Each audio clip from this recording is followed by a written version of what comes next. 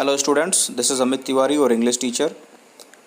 Students, we have been studying the third chapter of Snapshot book, Ranga's Marriage, and in previous video we have seen that the narrator of this story called upon Ranga to his house.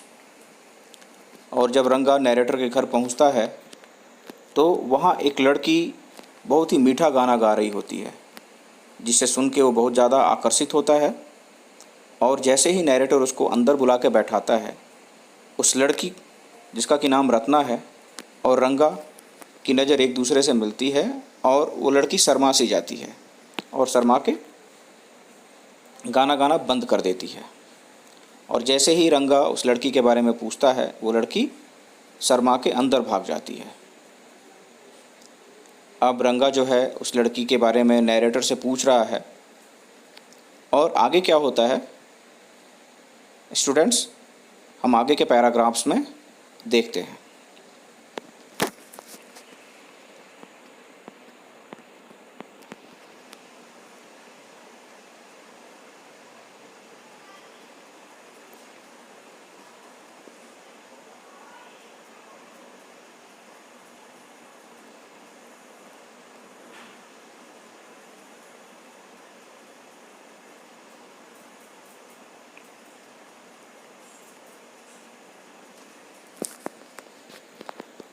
Ratna ran inside overcome by shyness. Ratna शर्मा के अंदर भाग खड़ी होती है। After a while Ranga asked, who is that girl Swami? थोड़ी देर बाद रंगा नरेटर से पूछता है कि स्वामी ये लड़की कौन है? Who is that inside? वही जो अंदर है। The lion wanted to no.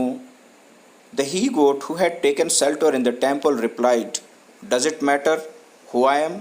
I am a poor animal who has already eaten 9 lions. I have vowed to eat one more. Tell me, are you male or female? The lion fled the place in a fear, it seems. Like the he-goat, I said, what does it matter to either of us who she is? I am already married and you are not the marrying kind. अब students यहाँ पे आप लोग confuse हो रहे होंगे इस paragraph को पढ़ के कि आखिर नरेटर कहना क्या चाहता है इन लाइंस को लिखते हुए।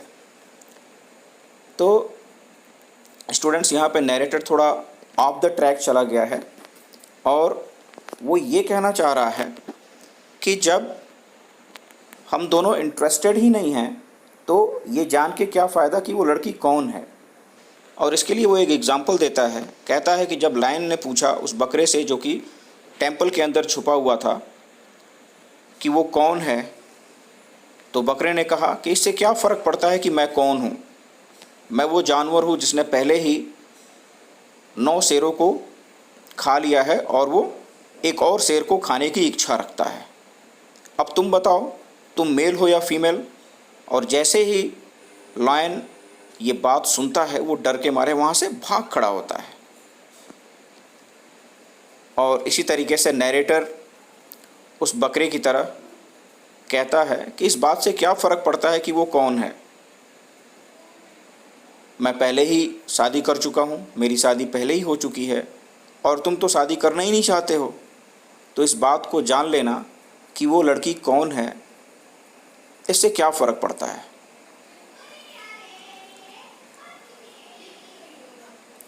Very hopefully he asked, she is not married then.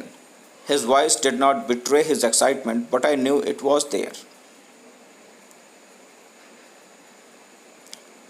एक आशा के साथ वो पूछता है, इसका मतलब कि वो शादीशुदा नहीं है और उसकी जो आवाज़ है उसके एक्साइटमेंट को छुपा नहीं पा रही है। वो इस बात को जानने के लिए बहुत ज़्यादा एक्साइटेड है और इसी एक्साइटमेंट के साथ वो ये सवाल पूछता है। She was married a year ago. 1 साल पहले ही उसकी शादी हो चुकी है, ऐसा नरेटर रंगा को बताता है। His face shrivelled like a roasted brinjal. After a while Ranga left saying, I must go, I have work at home. अब उस लड़की का गाना सुन के रंगा बहुत ज़्यादा अट्रैक्टेड हो जाता है, उस लड़की की तरफ मोहित हो जाता है और वो जानना चाहता है उस लड़की के बारे में। वो ये जानना चाहता है कि क्या उस लड़की की शादी हुई है या नहीं हुई है। तो जब उसको पता चलता है, जैसा कि नैरेटर बताता है कि उसकी शादी 1 साल पहले ही हो चुकी है, तो उसका चेहरा देखने लायक रहता है। उसका चेहरा ऐसा हो जाता है जैसा बैगन को भूनने के बाद बैगन का जो स्किन है बिल्कुल सिकुड़ सा जाता है, बिल्कुल वैसा ही उसका चेहरा भी सिकुड़ जाता है। यानी कि वो दुखी सा हो जाता है। जो एक समय पहले एक्साइटेड रहता है उस लड़की के बारे में जानने के लिए, अब वो एक्साइटमेंट उसकी ख़त्म हो जाती है। तो कहीं ना कहीं इससे ये पता चलता है कि वो जो रंगा है लड़की के गाने से लड़की की तरफ काफ़ी ज़्यादा इंक्लाइंड हो चुका है। After a while Ranga left saying I must go, I have work at home. कुछ देर बाद रंगा कहता है कि मुझे कुछ काम है, अब मुझे जाना होगा। I went to our Shastri the next morning and told him keep everything ready to read the stars, I will come later. I tutored him and all that I wanted him to say. अब यहाँ पे narrator ये कह रहा है कि अगली सुबह वो शास्त्री जी के यहाँ जाता है। शास्त्री जी यानी कि हर गांव में एक पुरोहित होते हैं, एक पंडित होते हैं, जो कि एक एस्ट्रोलॉजर होते हैं, लोगों का भाग्य पढ़ते हैं, लोगों की कुंडलियाँ बनाते हैं। तो वैसे ही एक शास्त्री जी हैं। उन शास्त्री जी के पास जो नैरेटर है वो जाता है। अब इसके शास्त्री जी के पास जाने का जो कारण है वो ये है कि नैरेटर को ये बात तो पता चल गई है कि रंगा कहीं ना कहीं रत्ना की तरफ अट्रैक्टेड है, लेकिन वो इस बात को महसूस नहीं कर पा रहा है, इस बात को फील नहीं कर पा रहा है। तो रंगा को इस बात को फील कराने के लिए वो कुछ प्लान कर रहा है शास्त्री जी के साथ मिलके। तो शास्त्री जी के पास जाता है नैरेटर और कहता है अपनी किताबों को आप तैयार रखिए, मैं बाद में आऊँगा। और ऐसा कह के नैरेटर कहता है कि वो शास्त्री जी को सारी बातें बता देता है जो कि उन्हें रंगा के आने पे कहना है। I found no change in Ranga when I met him that afternoon, what's the matter, you seem to be lost in thought, I said. Nothing, nothing's wrong, believe me, headache, come let's go and see a doctor. अब narrator कह रहा है कि जब वो रंगा के पास दोपहर में जाता है तो जाके देखता है कि रंगा में कोई भी बदलाव नहीं आया है। जैसा पहले था रंगा बिल्कुल वैसा ही अभी भी दिखाई दे रहा है। तो नैरेटर जानबूझ के रंगा से पूछता है कि अरे बात क्या है, तुम तो जैसा लग रहा है कि तुम ख्यालों में खोए हुए हो किसी। तो रंगा कहता है कि नहीं नहीं, ऐसा तो कुछ भी नहीं है, विश्वास करो मेरा। फिर नैरेटर कहता है शायद सिर दर्द है तुम्हें, अगर ऐसा है तो चलो तुम्हें डॉक्टर को दिखा दें।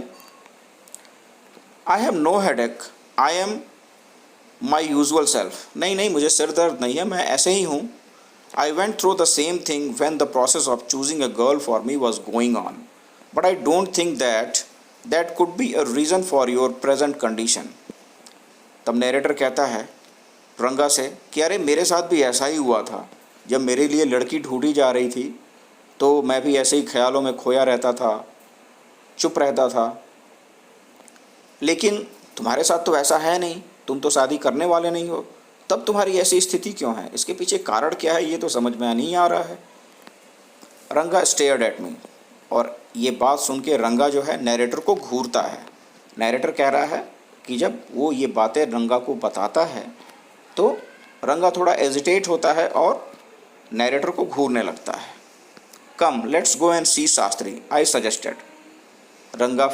नैरेटर फिर रंगा को कहता है कि चलो हम थोड़ा शास्त्री जी के पास चलते हैं, उनसे मिल लेते हैं।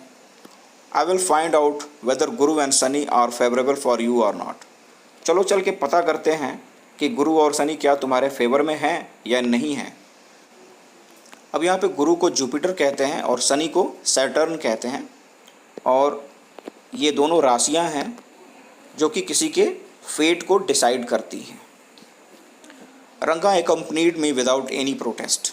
और रंगा मेरे साथ हो लेता है बिना किसी प्रतिरोध के, बिना किसी प्रोटेस्ट के